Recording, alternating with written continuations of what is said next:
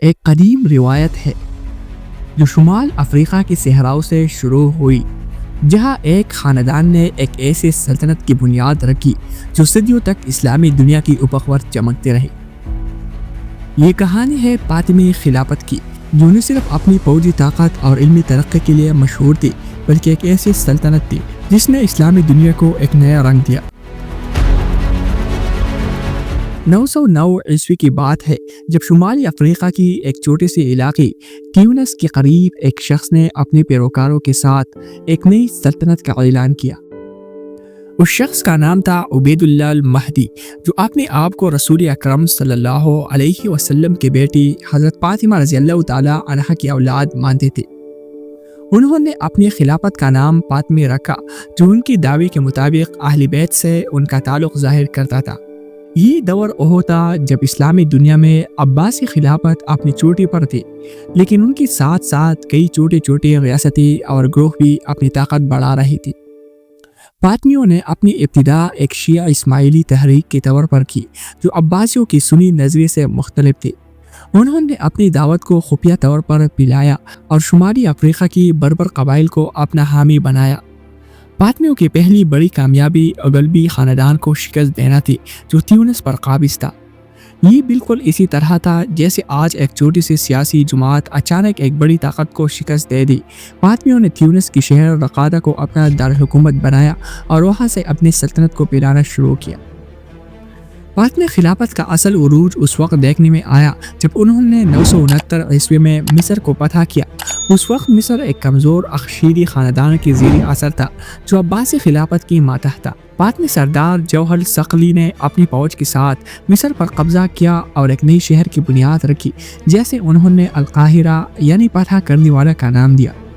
قاہرہ جلد ہی فاطمی خلافت کا دارالحکومت بن گیا اور یہ شہر نہ صرف سیاسی مرکز بنا بلکہ علم و فنون کا گہوارہ بھی بن گیا۔ فاطمیوں نے یہاں جامع الازہر کی بنیاد رکھی، جو آج بھی دنیا کی قدیم ترین یونیورسٹیوں میں سے ایک ہے۔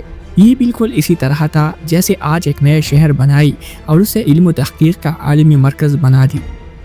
فاطمیوں نے اپنے سلطنت کو مصر سے لے کر شام، فلسطین اور یہاں تک کہ مکہ اور مدینہ تک پھیلایا۔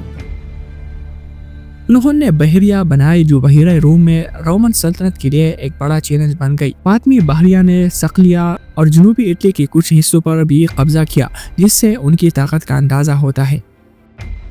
فاطمی خلافت اپنی عروج کے وقت یعنی 10ویں اور 11ویں صدی میں اسلامی دنیا کی سب سے ترقی یافتہ سلطنتوں میں سے ایک تھی۔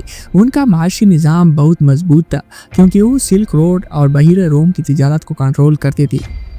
قاہرہ کی بازاروں میں ہندوستان سے لے کر یورپ تک کی تاجر آتی تھی اور فاطمی سکوں کو پوری دنیا میں عزت کی نگاہ سے دیکھا جاتا تھا۔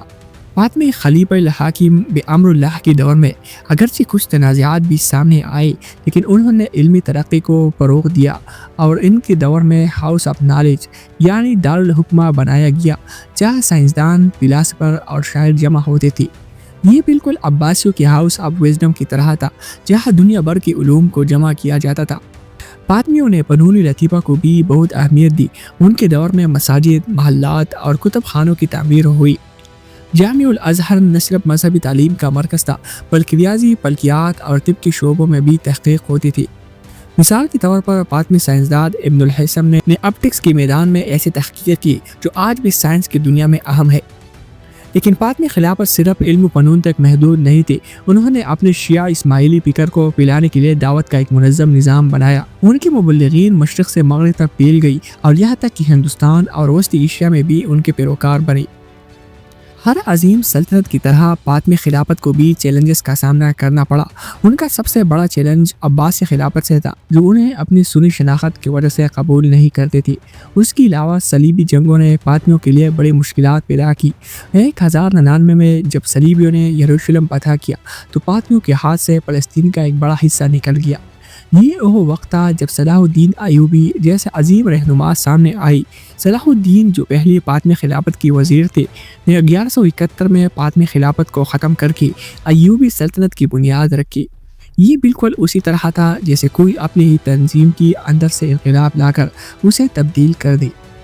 صلاح الدین نے سنی عقیدے کو دوبارہ بحال کیا اور قاہرہ کو ایوبی سلطنت کا مرکز بنایا۔ بعد میں خلافت کا زوال اندرونی مسائل کی وجہ سے بھی تیز ہوا۔ خلیفاؤں کی کمزور قیادت، فوج کی کمانڈروں کی بغاوت اور معاشی مشکلات نے سلطنت کو کمزور کر دیا۔ بعد میں خلافت 909 سے 1171 تک